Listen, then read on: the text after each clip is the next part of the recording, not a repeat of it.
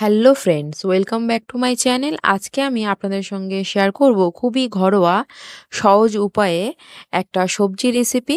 যখন বাড়িতে টুকটাক অল্প আধা সবজি পড়ে থাকবে, সব রকম সবজি মিলিয়ে এরকম একটা যদি সবজি বানানো যায়, যারা সবজি খেতে পছন্দ করে না তারাও কিন্তু একটু খেয়ে দেখবে যে কেমন হয়েছে।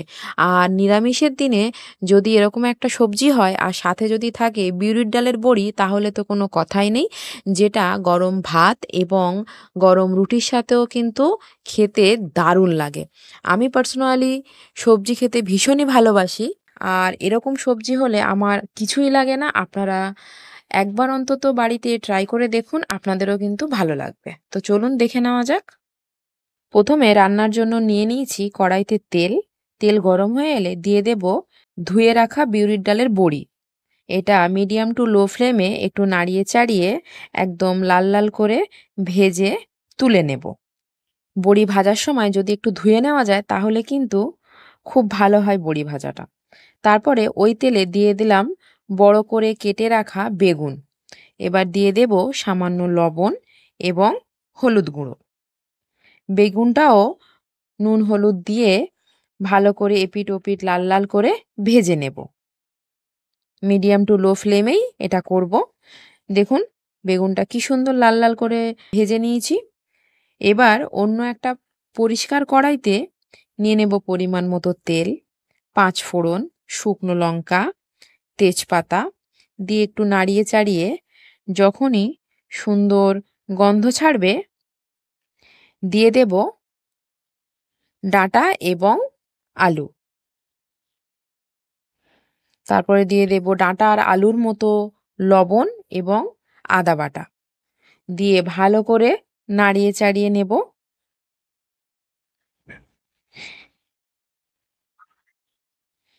তারপর 5 মিনিটের মতো ঢাকা দিয়ে রেখে দেব লো ফ্লেমে। ঢাকাটা খোলার পর দেখুন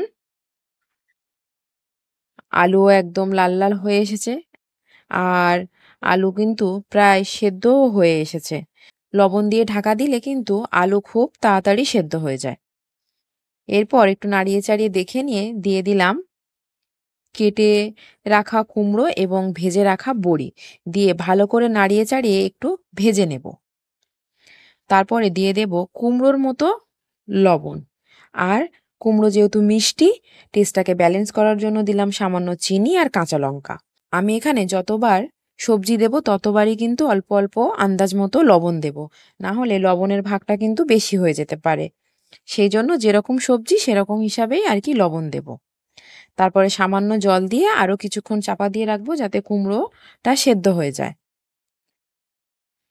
5 মিনিট পর ঢাকনা খোলার পর কুমড়ো আলু পুরো সেদ্ধ হয়ে গেছে, বড়িও নরম হয়ে এসেছে। এবার ভালো করে নাড়িয়ে চাড়িয়ে নেব।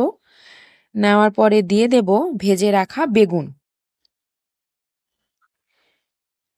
সব সবজিগুলো কিন্তু একদম গোটা গোটাই থাকবে। আমাদের বাড়িতে ছিল ডাঁটা, আলু, বেগুন, কুমড়ো, বড়ি, সেই দিয়েই কিন্তু সবজিটা বানাচ্ছি। আপনারা চাইলে কিন্তু অন্য সবজিও কিন্তু অ্যাড করতে পারেন। তারপরে দিয়ে দিলাম হলুদ গুঁড়ো, দিয়ে ভালো করে নাড়িয়ে চাড়িয়ে নেব। দিয়ে দেব ধনে গুঁড়ো এবং 5 ফোড়নের গুঁড়ো, দিয়ে সামান্য জল দিয়ে দেব। দিয়ে ভালো করে নাড়িয়ে চাড়িয়ে নেব। এই সবজি দিয়ে গরম রুটি বলুন ভাত বলুন দারুণ লাগে। একবার খেয়ে দেখুন, সকালে বানালে কিন্তু রাত পর্যন্ত আপনাদের একটা তরকারিতেই সারাদিন কেটে যাবে। তারপরে জলটা শুকিয়ে আসলে ঠিক এরকমভাবে তেল ছেড়ে আসবে যখন সবজি থেকে, তারপরে গ্যাস অফ করে দিয়ে ওপর থেকে দিয়ে দেব জিরে গুঁড়ো। দিলেই রেডি হয়ে যাবে সবজি।